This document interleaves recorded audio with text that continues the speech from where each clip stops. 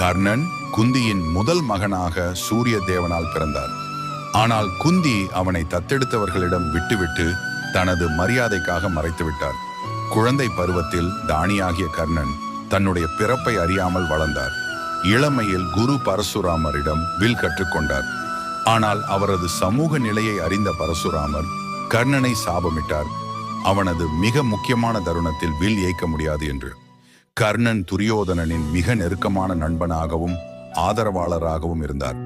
அதனால் அவர் தனது சகோதரர்களான பாண்டவர்களுக்கு எதிராக குருஷேத்திர போரில் கலந்து கொண்டார்.